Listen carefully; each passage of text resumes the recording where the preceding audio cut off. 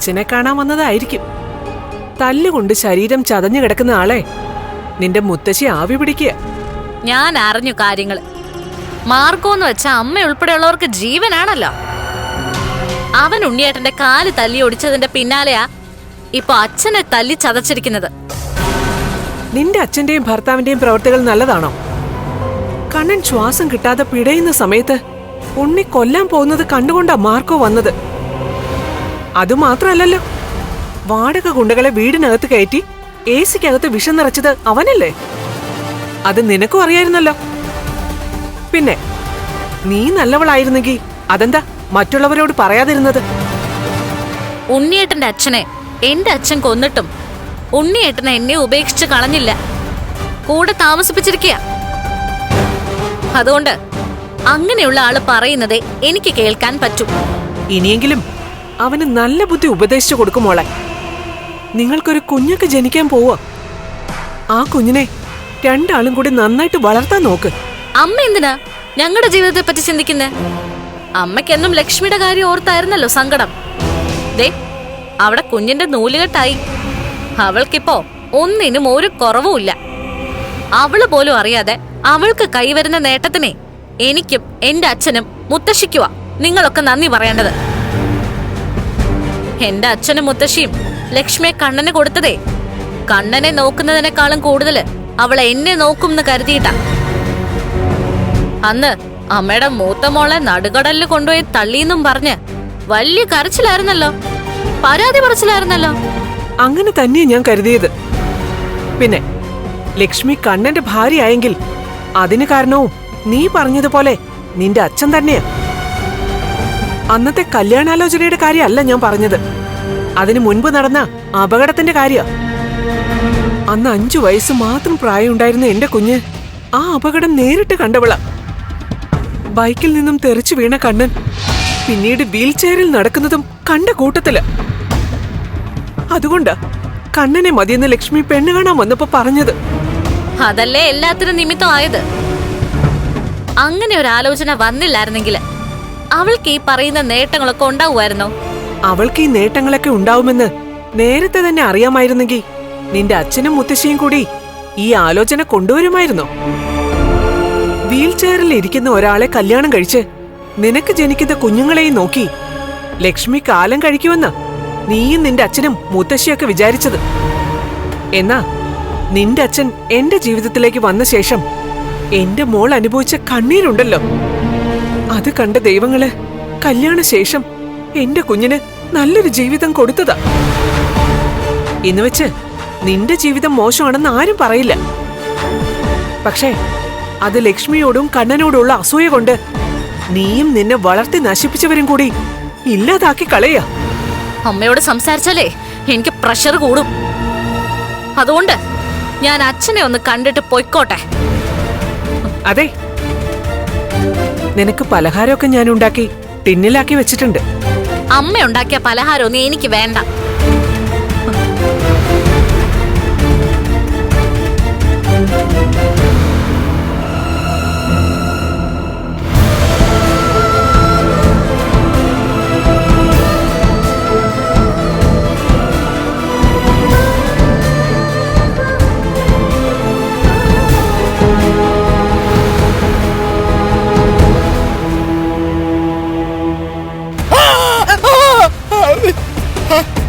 അമ്മ ഒന്ന് പോകെ. അയ്യോ അമ്മ ഒന്ന് വെറുതെ കിടക്ക് പ്രതാപ. മയത്തിന് ചൂട് പിടിക്കമ്മേ. വീണ്ടും എന്നെ പുറം ചതയ്ക്കാനല്ല പറഞ്ഞേ, തടവാനാ. തടവുവാടാ, അതുപോലെ ചതഞ്ഞിട്ടുണ്ട്. അതുകൊണ്ടാ നിനക്ക് നോവുന്നത്. അതൊക്കെ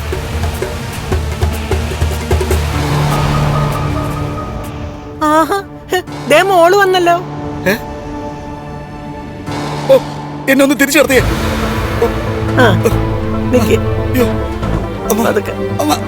അയ്യോ ചതഞ്ഞ ചമ്മന്തിയായി.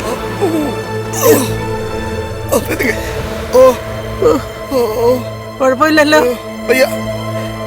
വയ്യാന്നേ, എനിക്ക് വയ്യാത്തോണ്ടല്ലേ പറഞ്ഞേ. ജയിലിൽ കിടന്നപ്പോ പുറത്തിറങ്ങാൻ വലിയ ധൃതിയായിരുന്നു മോളെ. ഓ, പുറത്തിറങ്ങി കഴിഞ്ഞപ്പോ അതിനേക്കാളും വലിയ സദ്യ വിളമ്പി ഒരുത്തനും അവന്റെ കൂട്ടുകാരോടെ കാത്തിരിക്കുകയായിരുന്നു. ഓ, പോലീസ് ലോകപ്പിലിട്ട് പോലീസുകാര് എന്നെ മാമനെ ഒരുപാട് മെതിച്ചതാ. പക്ഷെ അതൊക്കെ ഓ ഇതിനേക്കാളും എത്രയോ ഭേദമായിരുന്നു മോളെ. ഓ. പിന്നെ പോലീസ് ലോകപ്പ് ഇന്ന് കോടതിയിലോട്ട് കൊണ്ടുപോയി കഴിഞ്ഞാൽ കോടതി വിധി പറയും. അത് കഴിഞ്ഞാൽ പിന്നെ ജയിലിൽ പോയി കിടക്കാം. ഇത് പക്ഷേ അങ്ങനല്ലല്ലോ. മാർക്കോ കൊണ്ടുപോയി കഴിഞ്ഞാൽ പിന്നെ അവന് തോന്നുന്ന വിധിയാ തരുന്നേ. ഉണ്ണിയേട്ടനെ ജയിലിലോട്ട് പറഞ്ഞു വിടാതെ കാലിന്റെ സ്വാധീനമല്ലേ അവൻ ഇല്ലാതാക്കിയത്. ആ മേഘനാണെങ്കിൽ ഇപ്പോഴും എഴുന്നേറ്റ് നിൽക്കാൻ കഴിയുന്നുമില്ല. അതിന്റെ കൂടെയാ കമലേശ്വരത്തെ തമ്പുരാൻ എഴുന്നേറ്റ് നടക്കാൻ തുടങ്ങിയത്. മോളെ, കണ്ണന്റെയും ലക്ഷ്മിയുടെയും കയ്യും കാലും പിടിച്ചിട്ടാണെങ്കിലും ശരി, ദേ ഇവന്റെ കേസ് ഒന്ന് അവസാനിപ്പിച്ചു തരാൻ പറ മോളെ. ഇപ്പൊ കേസ് നടക്കണമെന്ന് ഏറ്റവും കൂടുതൽ ആഗ്രഹിക്കുന്നതേ അച്ഛന്റെ മരുമോനാ. കാലൊടിഞ്ഞു കിടക്കുന്ന ഈ അവസ്ഥയിൽ പോലും നഷ്ടപരിഹാരം വേണമെന്നാ അയാള് പറയുന്നത്. അതിനും അവന്റെ കാലല്ല തല്ലി ഒടിക്കേണ്ടത്, നെഞ്ചടിച്ചു വാട്ടേണ്ടതാ. ഈ പറയുന്ന മുത്തശ്ശിയല്ലേ എന്നോട് പറഞ്ഞത് അയാൾക്കൊപ്പം പോയി ജീവിക്കാൻ. ഓ, അത് പിന്നെ മോളെ, കേസ് പറഞ്ഞ് ഇവൻ കുത്തുപാള എടുക്കുവാണെങ്കിൽ നിനക്കും നിന്റെ കുഞ്ഞിനും ജീവിക്കണ്ടേ? എനിക്കും എന്റെ കുഞ്ഞിനും ജീവിക്കാൻ ഈ വീട് മാത്രമല്ലല്ലോ, മുത്തശ്ശിയുടെ വീടില്ലേ.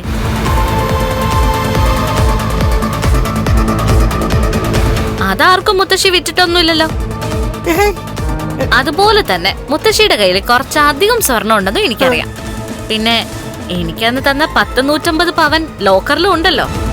ഇന്നത്തെ കാലത്ത് 150 പവന് ഏകദേശം 1.5 കോടിക്ക് മുകളിൽ കൊടുക്കണ്ടേ? അതുകൊണ്ടെന്താ എനിക്കും എന്റെ കുഞ്ഞിനും സുഖമായിട്ട് ജീവിച്ചൂടെ? എന്നാലും മോളെ, ആരോരുമില്ലാത്ത സമയത്ത് ഒരു ആൺതുണ വേണമെന്ന് ഏതൊരു പെണ്ണിനും തോന്നും.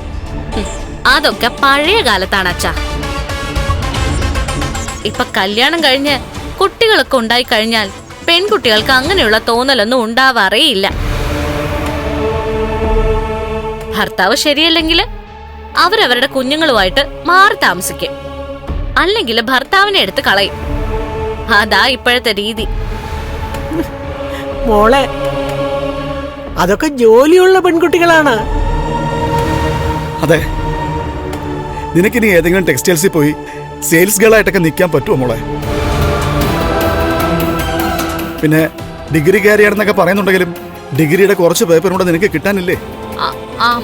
അതിനി ഉണ്ണിയേട്ടൻ വരുമ്പോ പറയണ്ട. ഞാൻ ബികോം ജയിച്ചെന്നാ പറഞ്ഞിരിക്കുന്നത്. അങ്ങനെ പറഞ്ഞാലും മോള് തോറ്റില്ലേ? അങ്ങനെ പറയണ്ടെന്നല്ലേ പറഞ്ഞത്. അല്ല മോളെ, ഇനിയിപ്പോ നിനക്കൊരു ജോലി വാങ്ങി തരാമെന്ന് പറഞ്ഞ് ഉണ്ണി നിന്റെ സർട്ടിഫിക്കറ്റുകളൊക്കെ ചോദിച്ചാ നീ പെട്ടുപോകത്തില്ലേ? അങ്ങനെ പേടിക്കണ്ട, അയാൾ അങ്ങനെയുള്ള നല്ല കാര്യങ്ങളൊന്നും ചെയ്യാൻ പോകുന്നില്ല. അതുപോലെ തന്നെ മോൾ ഇനി ഒരു ജോലിക്കൊക്കെ പോയി അടങ്ങി ഒതുങ്ങി ഇരുന്ന് പണി ചെയ്യാനൊന്നും പറ്റത്തില്ല മോളെ. അതുകൊണ്ട് തൽക്കാലം ഇങ്ങനെയൊക്കെ അങ്ങ് പോട്ടെ, അല്ലേടാ? ദൈവം സഹായിച്ച് കണ്ണന്റെ മനസ്സൊക്കെ ഒന്ന് മാറിയ ചിലപ്പോ ഇവന് ഈ കേസിൽ നിന്ന് രക്ഷപ്പെടും. അങ്ങനെയാണെങ്കിൽ ഇനി വേണ്ടാത്ത ചിന്തകളൊക്കെ കളഞ്ഞിട്ട് നമുക്കും അടങ്ങി ഒതുങ്ങി ജീവിക്കാം. ലക്ഷ്മിയുടെ അടിമയായിട്ട് അല്ലേ? അത് ഞാൻ വെറുതെ പറഞ്ഞതാ. അവിടെ ഒരു തീ ഒളിഞ്ഞു നിന്ന് കേൾക്കുന്നുണ്ടായിരിക്കും, അതുകൊണ്ട് പറഞ്ഞതല്ലേ. സാഹചര്യം ഒന്ന് തണുപ്പിക്കാൻ നോക്കുമോളെ. അതുകൊണ്ട് ലക്ഷ്മിയുടെയും കണ്ണന്റെയും മാത്രമല്ല, ഇവിടെ ഒരുത്തിയുണ്ടല്ലോ മോളുടെ അമ്മ, അവളുടെ കാല് പിടിക്കാൻ പോലും ഞങ്ങൾ തയ്യാറാ. ഏത് ഗ്രഹപ്പിഴ സമയത്താണോ എന്തോ എനിക്ക് ഉണ്ണീന്ന് പറയുന്നവന്റെ ഭാര്യ ആവാൻ തോന്നിയത്. അന്ന് പെണ്ണ് കാണാൻ അവനും അവന്റെ ചേട്ടനോട് വന്നപ്പോ കണ്ണൻ നടന്നാണ് വന്നിരുന്നെങ്കിൽ മോള് കണ്ണന്റെ ഭാര്യ ആവത്തുള്ളായിരുന്നു. അതുകൊണ്ടല്ലേ നടക്കാത്തവനെ അവക്ക് കൊടുത്തത്. അതുകൊണ്ടിപ്പോ എന്താ? നടക്കുന്നവൻ അവൾക്ക് ഭർത്താവായി, നടക്കാത്തവൻ എനിക്കും. മോളെ, മോളെ പോവാണോ? മോൾക്ക് മോളുടെ അമ്മ എന്തൊക്കെയോ പലഹാരങ്ങൾ ഉണ്ടാക്കി വെച്ചിട്ടുണ്ട്, അത് അച്ഛന് കൊടുക്ക്. ബാക്കി വരുന്നത് മുത്തശ്ശിയും കഴിച്ചോ, എനിക്ക് വേണ്ട. മോളെ, മോളെ മോളെ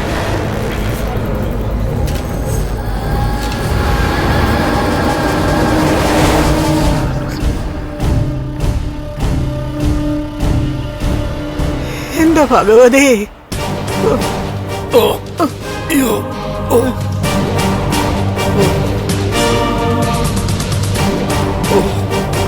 അയ്യോ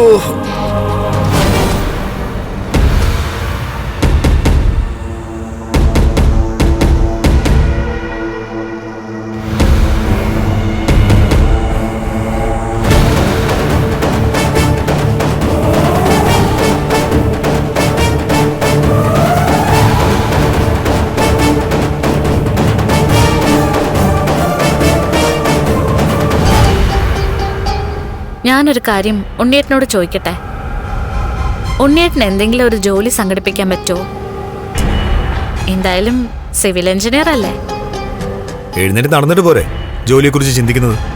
എഴുന്നേറ്റ് നടക്കുന്ന സമയത്താണ് ഞാൻ ചോദിച്ചത്. കമലേശ്വരം ഗ്രൂപ്പ് ഓഫ് കമ്പനീസിലാണ് ഉണ്ണിയേട്ടന് ജോലി തരാത്തത്. ഇവിടെ മറ്റൊരുപാട് കൺസ്ട്രക്ഷൻ കമ്പനികളില്ലേ? എന്താ ഇവിടെ നിന്നിട്ട് നിനക്ക് പറ്റുന്നില്ലേ? നീ ഇങ്ങോട്ട് മടങ്ങി വന്നത് അടിമയെ പോലെ ജീവിക്കാനല്ലേ? പിന്നെന്താ പെട്ടെന്ന് ഇങ്ങനെയൊക്കെ പറയുന്നത്? അതല്ല ഉണ്ണിയേട്ടാ, എന്റെ മുത്തശ്ശിയുടെ വീട് ഒഴിഞ്ഞു കിടക്കുക. ഉണ്ണിയേട്ടനൊരു ജോലി കിട്ടുകയാണെങ്കിൽ നമുക്ക് അവിടെ പോയി താമസിക്കാമല്ലോ. അങ്ങനെയാണെങ്കിൽ നമ്മുടെ രണ്ടാളുടെയും കാര്യം എനിക്ക് നോക്കിയാൽ മതിയല്ലോ. ഇപ്പോ ഇവിടത്തെ വീട്ടുജോലിയൊക്കെ അത്യാവശ്യം ചെയ്യുന്നതുകൊണ്ട് എനിക്കത് വലിയ ഭാരമൊന്നും അല്ല. മുത്തശ്ശിയുടെ വീട് എന്റെ പേരിലായ വിവരം ഇവൾ അറിഞ്ഞിട്ടില്ലാന്ന് തോന്നുന്നു.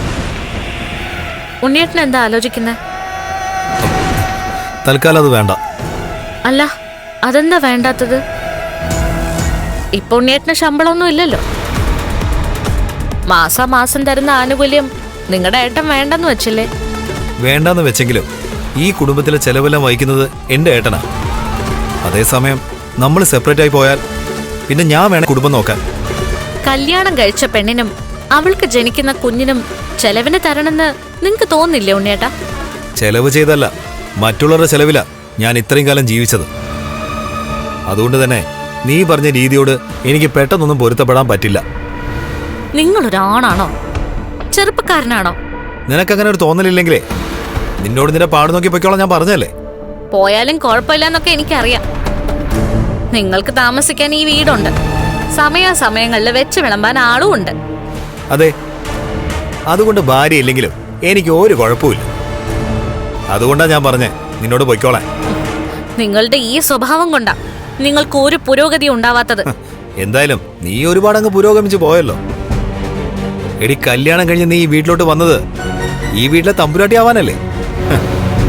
ഇവിടെ നീ ഒന്നും ആയില്ലെന്ന് മാത്രമല്ല, നാളെ നിന്റെ അച്ഛന്റെ കേസ് നടത്താൻ വേണ്ടി പണം മുടിച്ചാലേ നിന്റെ അച്ഛനും ബാപ്പരാ. പിന്നെ അവിടെ തീരും നിന്റെ അഹങ്കാരവും അഹന്തയും ഒക്കെ. അതുകൊണ്ട് അടങ്ങി ഒതുങ്ങി എവിടെയെങ്കിലും കിടക്കാൻ നോക്ക്. എനിക്ക് നിൽക്കക്കള്ളിയില്ലാതെ വന്നാ ഞാൻ മുത്തശ്ശിയോട് പറയും മുത്തശ്ശിയുടെ തറവാട് വേണമെങ്കിൽ വിൽക്കാൻ. അതുപോലെ തന്നെ മുത്തശ്ശിയുടെ ശേഷിക്കുന്ന സ്വർണവും വിൽക്കാൻ പറയും. എന്റെ ലോക്കറിലും ഉണ്ട് 150 പവൻ. അതിൽ പകുതി മുക്കാലും ഞാൻ എടുത്തങ്ങ് വിൽക്കും. അങ്ങനെയാണെങ്കിൽ കോടികൾ എന്റെ അക്കൗണ്ടിലേക്ക് വരും. അത് മതി പിന്നെ എനിക്ക് ജീവിക്കാൻ. കൂട്ടിന് എന്റെ മുത്തശ്ശിയും കാണും. എല്ലാം നടന്നു തന്നെ. നടക്കാതിരിക്കാൻ എന്താ? ആദ്യം നിന്റെ അച്ഛന്റെ കേസ് കഴിയട്ടെ, എന്നിട്ട് നമുക്ക് ഇതിനെ പറ്റിയൊക്കെ സംസാരിക്കാം. ഭർത്താവിന്റെ തണലില് ഭർത്താവിന്റെ ചെലവില് ജീവിക്കണമെന്ന് വിവാഹം കഴിഞ്ഞ ഏതൊരു പെൺകുട്ടിയും ആഗ്രഹിക്കും. അങ്ങനെ അല്ലാത്തൊരു ജീവിതം അവരെ സംബന്ധിച്ചിടത്തോളം ഒരു ഭാരമാ. കിടപ്പിലായതുകൊണ്ട് എനിക്കുള്ള ചെക്കപ്പിന് പോലും ഇപ്പൊ നിങ്ങക്ക് വരണ്ടല്ലോ. അതുകൊണ്ട് നിങ്ങളുടെ പെട്രോൾ കാശ് ലാഭമായില്ലേ? എന്നാ പിന്നെ കിടക്ക്. നിങ്ങളുടെ അമ്മ ഉണ്ടാക്കി തരുന്ന ഭക്ഷണമൊക്കെ കഴിച്ചോണ്ട് സുഖിച്ചങ്ങ് കിടക്ക് കേട്ടാ.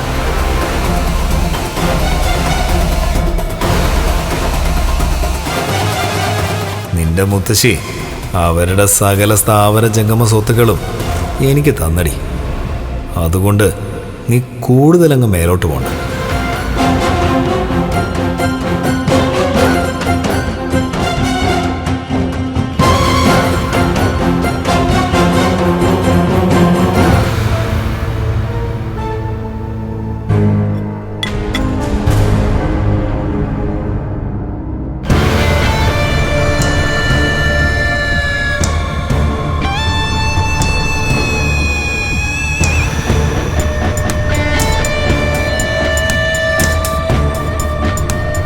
വീട്ടിൽ പോയിട്ട് എന്തൊക്കെയുണ്ടടി? അച്ഛനെ ശരിക്കും തല്ലി ഒരു പരുവാക്കിയ മാർക്കോ. ഷോ, അച്ഛനെ മാത്രമല്ല വാമദേവനും കിട്ടി ശരിക്കും. ഉണ്ണിയേട്ട നഷ്ടപരിഹാരം വേണമെന്ന് തന്നെയാ പറയുന്നത്. അച്ഛനിപ്പോ അച്ഛന്റെ ലോറിയും ക്വാറിയും ഒക്കെ വിൽക്കേണ്ട അവസ്ഥയാ. അതൊക്കെ എന്തിനാ നീ എന്നോട് പറയുന്നേ? അമ്മേ, അങ്ങനെയൊന്നും സംഭവിച്ചിട്ടില്ലെങ്കിൽ അതൊക്കെ ഉണ്ണിയേട്ടന് തന്നെ നോക്കി നടത്താലോ. ഞങ്ങൾക്ക് ഇവിടുന്ന് പുറത്തു പോകേണ്ടി വരുവാണെങ്കിലും അതുകൊണ്ട് ഞങ്ങൾക്ക് ലാവിഷായിട്ട് ജീവിക്കാം. നീയൊന്നും ലാവിഷായിട്ട് ജീവിക്കാൻ പാടില്ലടി. കഷ്ടപ്പെട്ട് തന്നെ ജീവിക്കണം. കേസ് വാദിക്കുന്നതേ കണ്ണനാ. അവൻ നഷ്ടപരിഹാരം വേണമെന്ന് കോടതിയിൽ വാദിച്ചു കഴിഞ്ഞ അതിനൊപ്പം നിൽക്കാനേ ഞങ്ങൾക്ക് പറ്റൂ. പിന്നെ അത് വേണമെന്ന് ഏറ്റവും കൂടുതൽ ആഗ്രഹമുള്ളത് ഉണ്ണിക്ക. അവന് ഭാര്യയും അമ്മായിയച്ഛനെന്നൊന്നുമില്ല. അവന് പണം കിട്ടാൻ എന്തെങ്കിലും മാർഗം ഉണ്ടെങ്കിലേ അതവൻ മേടിച്ചിരിക്കും.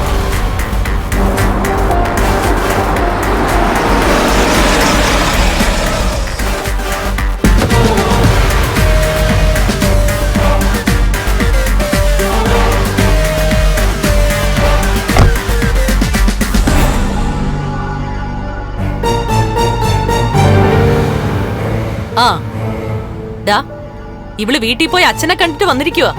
ഇവളുടെ അച്ഛന് അവന്റെ ലോറിയും ക്വാറിയും ഒക്കെ വിൽക്കേണ്ടി വരുമെന്ന് കേസ് നടത്താനായിട്ട്.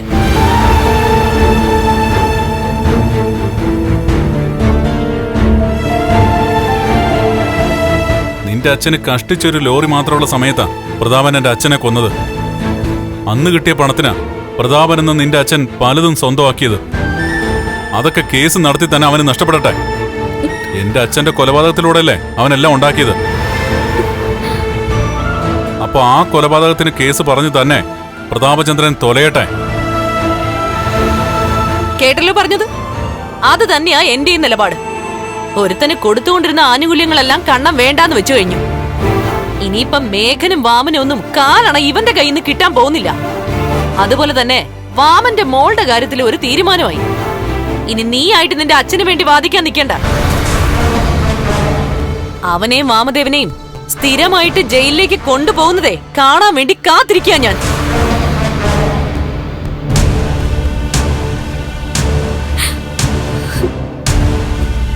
നിക്ക്. നിന്നെ മഹി അടുക്കളയിൽ കയറ്റിയതും നിന്നെ കൊണ്ട് അയാൾ വീട് പണി ചെയ്യിച്ചതും എല്ലാം നിന്റെ നന്മയെ കരുതിയിട്ടാ. നീ ഉണ്ണി എന്തെങ്കിലും വീട് മാറി താമസിക്കുകയാണെങ്കിൽ നിനക്ക് ആ വീട് നോക്കാൻ കഴിയണം. അങ്ങനൊരു നല്ല ഉദ്ദേശം കൂടി അതിന്റെ പിന്നിലുണ്ടായിരുന്നു. പക്ഷെ നിനക്കത് മനസ്സിലായില്ല. അതുപോലെ തന്നെ ഇപ്പൊ ഞാൻ ഉണ്ണിയെ പടിയിറക്കി വിടാൻ ആഗ്രഹിക്കുന്നുണ്ടെങ്കിൽ അതിന്റെ പിന്നിലും ചില നല്ല ഉദ്ദേശങ്ങളുണ്ട്. മറ്റുള്ളവരെ ആശ്രയിച്ചും മറ്റുള്ളവരുടെ തണലിലും ജീവിതം ജീവിച്ചു തീർക്കാന്ന് കരുതിയാൽ പാതി വഴിയിൽ മനുഷ്യന് കുഴഞ്ഞു വീഴേണ്ടി വരും. അവൻ സ്വന്തം കാലിൽ നിൽക്കാൻ പഠിക്കട്ടെ. സാധാരണ ഇതുപോലുള്ള വിഷയങ്ങളൊക്കെ ഉണ്ടാവുമ്പോ ആത്മാഭിമാനമുള്ള ഭാര്യ ഭർത്താവിനോട് പറയും, ഇനിയിപ്പോ കടിച്ചു തൂങ്ങണ്ട, നമുക്ക് വേറെ മാറി ജീവിക്കാന്ന്. പ്രത്യേകിച്ച് ഇന്നത്തെ കാലത്തെ പെൺകുട്ടികള്.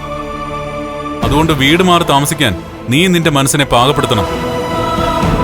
പിന്നെ ഇതെല്ലാം തീരുമാനിക്കുന്നത് ഇവിടേക്ക് കുഞ്ഞുമായിട്ട് മടങ്ങി വരുന്ന എന്റെ ഭാര്യ.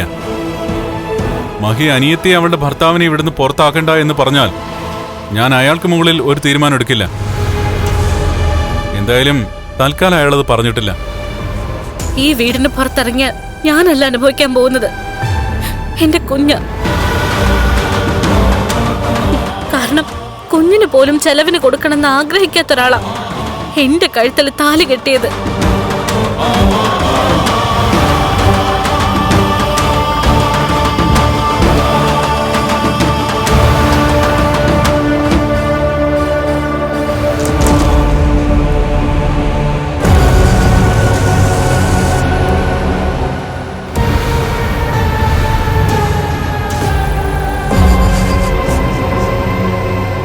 കണ്ണ, അവൾ അറിഞ്ഞിട്ടില്ല അവളുടെ മുത്തശ്ശി ചെയ്തൊക്കെ.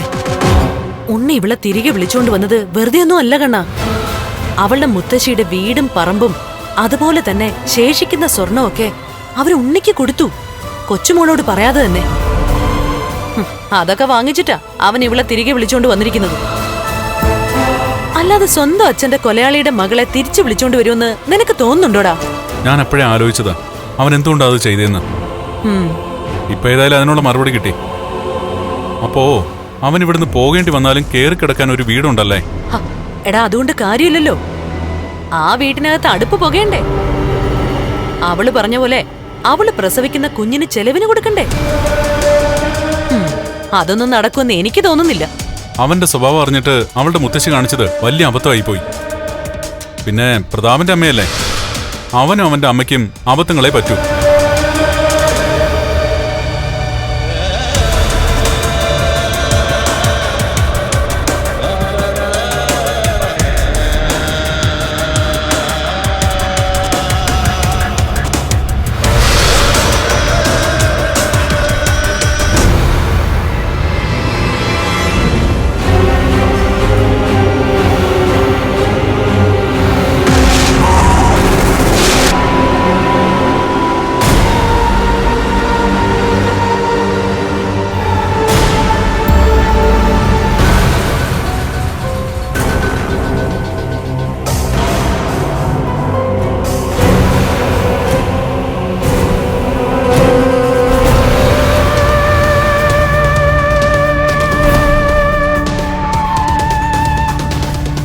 കരുണയുടെ മുത്തശ്ശി നിനക്ക് വീടും പറമ്പും എഴുതി തന്നു അല്ലേ? അവരുടെ കയ്യിലുള്ളതെല്ലാം എഴുതി തന്നതിന് ശേഷമാണ് നീ അവളെ വിളിച്ചോണ്ട് വന്നേ അല്ലേ? അല്ലാതെ പിന്നെ പുണ്യത്തിനാണോ ഞാൻ അവളെ കൊണ്ട് കൂട്ടിക്കൊണ്ടുവന്നത്?